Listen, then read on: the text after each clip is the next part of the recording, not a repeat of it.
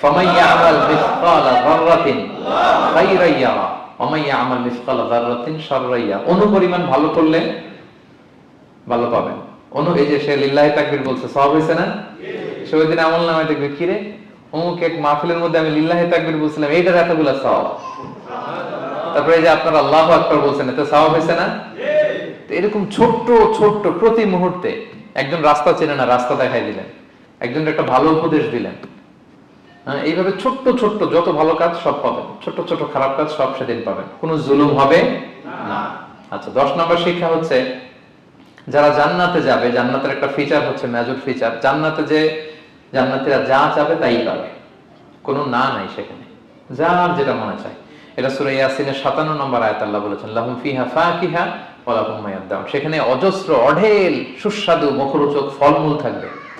দুনিয়াতে এক ফলে এক মজা, আনারসের মজা তরমুজে নাই, তরমুজের মজা আমে নাই, আমের মজা বাঙ্গিতে নাই, বাঙ্গির মজা কাঁঠালে নাই, কাঁঠালের মজা ডুরিয়ানে নাই।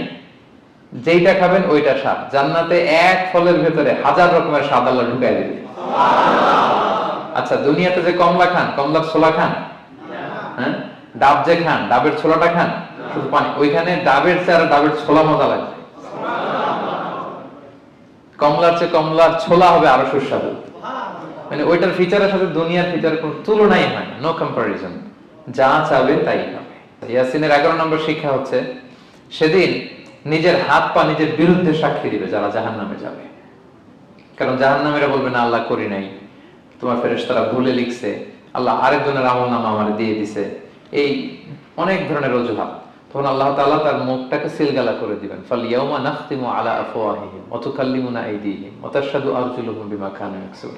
আল্লাহ বলে তোমার মুখ আমি সিলগালা করে দিলাম, হাত কথা বলবে, তখন পা সাক্ষী দিবে কোথায় যে পাপটা করছেন। আপনি অবাক হন, কি রে, এই হাতে তো কত আংটি পরলাম, এরপর কত লোশন মাখলাম, হ্যাঁ, কত সুন্দর বডি ওয়াশ দিয়ে হাতটাকে ক্লিন রাখলাম, তারপর হাতের মধ্যে গ্লাভস পরলাম, হাত পা কত যত্ন আমি নিলাম, এই হাত পা আমার বিরুদ্ধে কথা বলে। রাগে মানুষ বলবে ওয়াকালু লিজুলুদিহিম লিমা শাহিদতুম আলাইনা, কি রে আমার বিরুদ্ধে কথা বলিস কেন? তো হাত পা বলবে ক্বালু আনতাকানাল্লাহ আল্লাযী আনতাকা কুল্লা শাই। ওই আল্লাহ আজকে আমাকে কথা বলার সুযোগ দিয়েছে, যে আল্লাহ চাইলে যে কাউকে যে কোনো সৃষ্টিকে কথা বলার সুযোগ দিয়ে থাকে। পাথরকে আল্লাহ জবান দিতে পারেন, দিয়েছেন। রাসূল সাল্লাল্লাহু আলাইহি ওয়াসাল্লাম মক্কার শিয়াবদের মধ্য দিয়ে যখন হাঁটতেন, অনেক পাথর রাসূল সাল্লাল্লাহু আলাইহি ওয়াসাল্লামকে সালাম দিয়ে বলেছেন, আসসালামু আলাইকা ইয়া নবী আল্লাহ, হে আল্লাহর নবী আপনাকে সালাম। কে দিয়েছে সালাম? পাথর। মরা খেজুর গাছ কে দিয়ে উঠেছে?